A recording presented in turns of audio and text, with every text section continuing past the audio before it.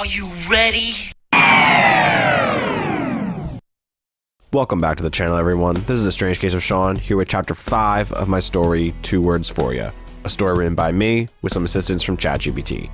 I'm going to recap chapter 4, but be sure to check out all the previous chapters. Now, chapter 4 is centered around the first PLE event held under the management of Chief Roster Officer Shawn Michaels, and it was surely one to remember. The Royal Rumble event began with the Women's Royal Rumble match, a star-studded match that did see the implosion of the WWE Women's Tag Team Champions after some miscommunication caused Bianca Belair to eliminate Jade Cargill unintentionally. Jade then attacked Bianca mercilessly and got her medically eliminated from the Royal Rumble. The Rumble was eventually won by NXT Women's Champion Roxanne Perez after eliminating a returning Charlotte Flair in controversial fashion. Later in the show, WWE World Heavyweight Champion Braun Breaker was set to defend his championship against former champion Seth Rollins, but we learned that he was taken out in the parking lot and the match was then forfeited and would let Braun to retain his championship. In the main event, the Men's Royal Rumble began with Sami Zayn being entrant number 1 and his friend Kevin Owens being entrant number 2.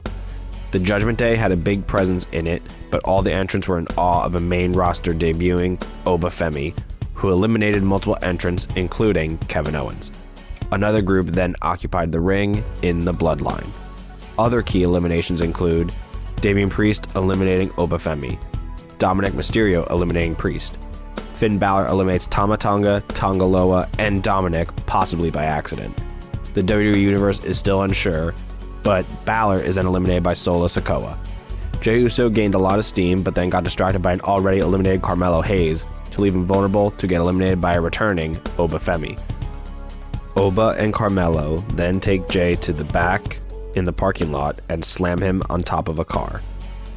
As Solo looks to finish off Sami, Jacob then attacks Solo with a super kick and then throws him over the top rope. The finalists fought for some time, but then Jacob Fatu got the upper hand and eliminated a tired Sami Zayn, crushing his championship dreams. What will be the fallout of this PLE? Well, let's find out, shall we? The post-Royal Rumble Raw opens up with the Chief Roster Officer Shawn Michaels making his entrance.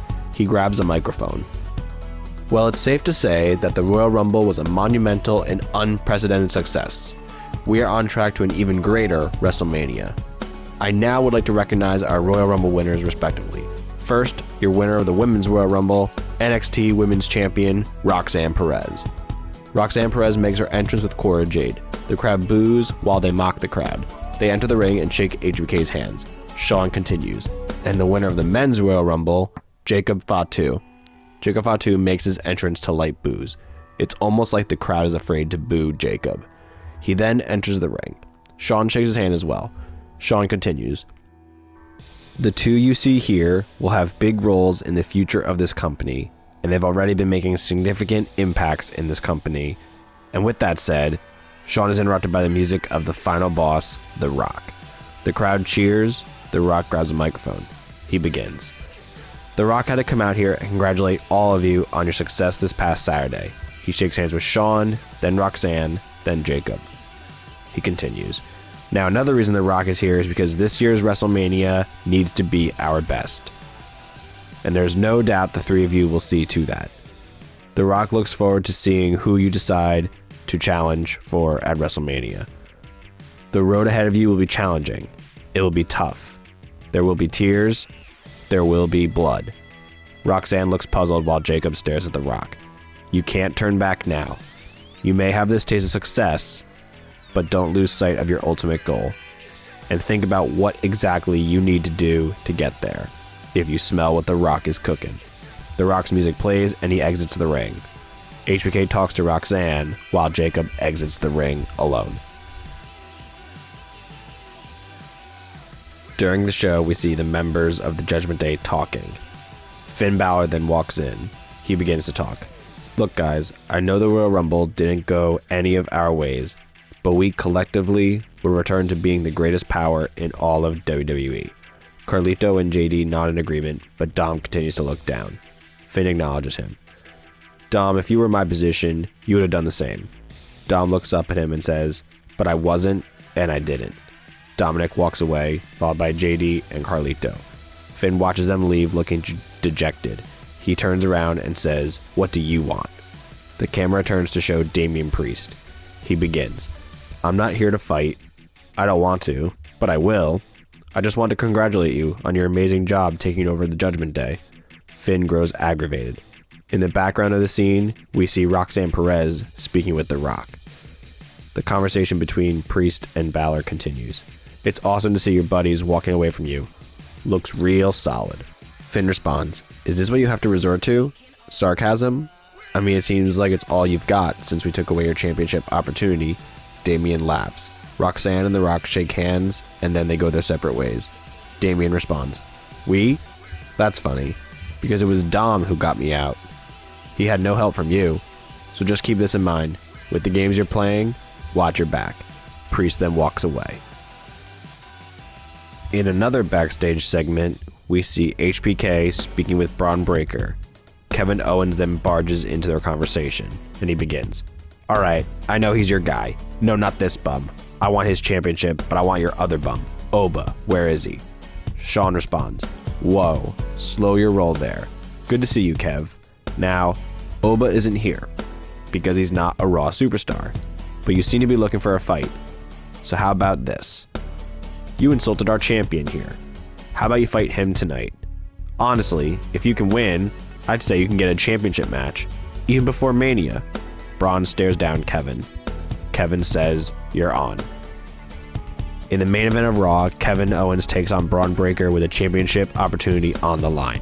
They have a competitive match with a couple near falls on both sides. The crowd cheers for Owens and collectively boos for Braun Breaker. Braun sets his sights on Owens for a spear. He begins his charge, but Owens dodges out of the way and he runs into the steel ring post. The referee goes to check on him and tells Owens to stay off. Suddenly, Carmelo Hayes runs in and goes to attack Owens, but Owens stops him and hits him with a stunner. He gets up after stunning Melo, but is then attacked by Oba Femi. He then picks him up and hits a monstrous powerbomb. He exits the ring and pulls out Carmelo and hides out of the referee's sight. Braun recovers and pins Owens for the victory. Braun celebrates in the ring with his championship. Carmelo and Oba run into the ring and begin stomping on Owens. The music of Sami Zayn plays and Sami runs out to save his friend. He is quickly overwhelmed by the trio and gets hit with a spear by Braun. Braun, Melo, and Oba celebrate over the destruction they've caused.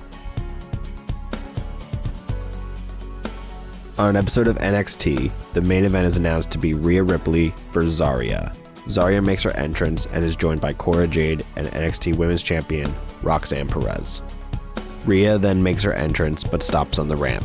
She then signals for someone. Suddenly, Rhea is joined by both Giulia and Stephanie Vacquer. Roxanne is angry. The bell rings and the two face off. Zaria boldly slaps Rhea, shocking the crowd. The slap enrages Rhea, but Zaria uses her speed to dodge Rhea's wild strikes. She lands a few fast kicks to Rhea's legs, keeping her off balance. Zaria runs the ropes and nails a springboard dropkick, knocking Rhea back into the corner. Zaria charges for a corner attack, but Rhea catches her mid-air with both arms, showing off her strength. She slams Zaria down with a spinning tilt-a-whirl backbreaker and goes for a pin, but she powers out quickly. They get back to their feet, and Rhea grabs Zaria and proceeds to hold her in the air for 10 seconds before slamming her down. As Zaria gets to the ropes, Rhea grabs her from behind and delivers clubbing forearms to her chest. The referee calls Rhea off. Rhea then goes back, but then gets hit with a headbutt from Zaria, knocking her back. Zaria charges Rhea and hits her with a clothesline. Rhea recovers to a knee quickly, but is then hit with a running enziguri, staggering Rhea. Zaria follows up with a springboard tornado DDT, planting Rhea face first. She goes for a pin, but Rhea kicks out at 2. Zaria climbs to the top rope and goes for a 450 splash, but Rhea rolls out of the way.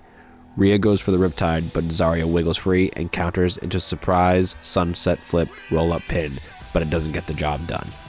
As Zaria runs the ropes for another high-speed attack, Rhea blasts her with a brutal big boot. Rhea signals for Zaria to get up when Cora and Roxanne get up on the apron.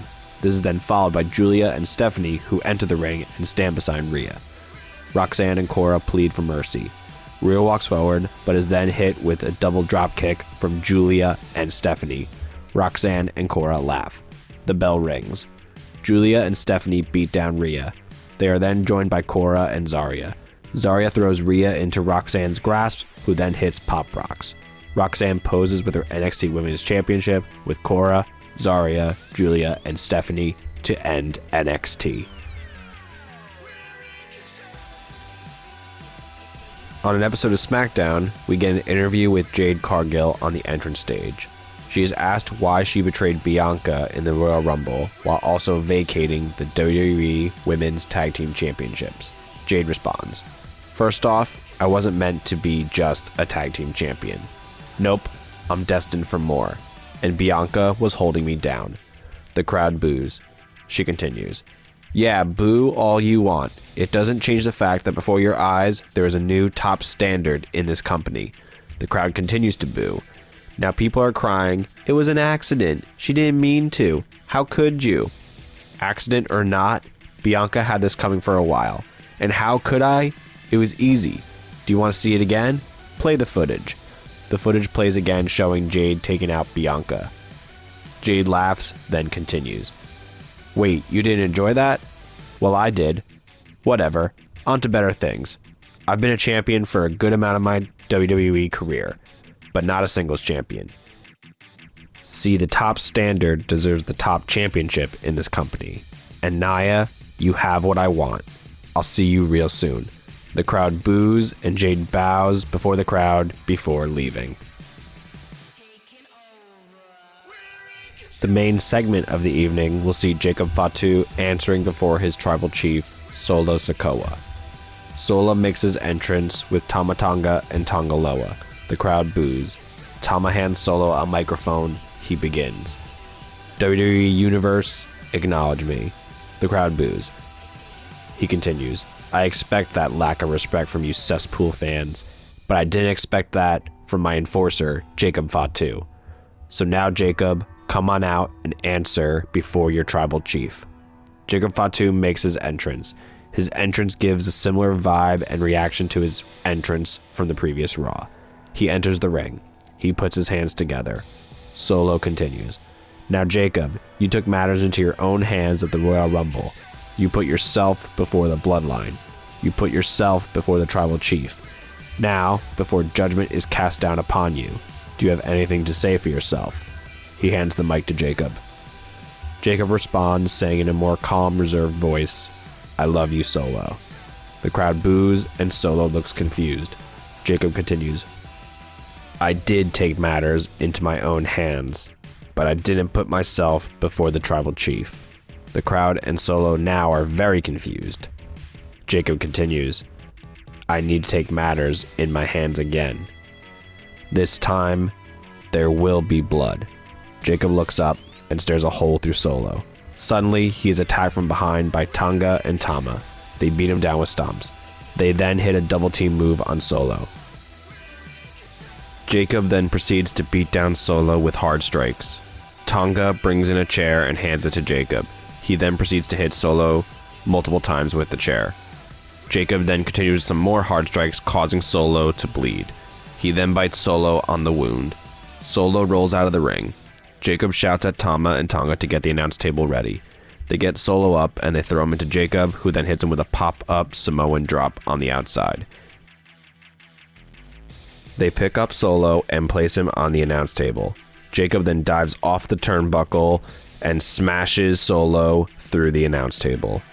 Tama then puts the Ula Fala around the neck of Jacob Fatu. They then throw the ones in the air to end SmackDown. Mania season is in full swing, yet we still have so many questions. What is the connection between Braun, Oba, and Carmelo? Can Rhea trust anyone? What will the WWE Universe be in store for with a new tribal chief? We'll have to see in Chapter 6. And that'll do it for this video. Thank you so much for watching. If you enjoyed the video, please be sure to leave a like and subscribe. Be sure to check out the previous chapters as well. I appreciate all the support. Stay strange, stay awesome, and I'll see you in the next video.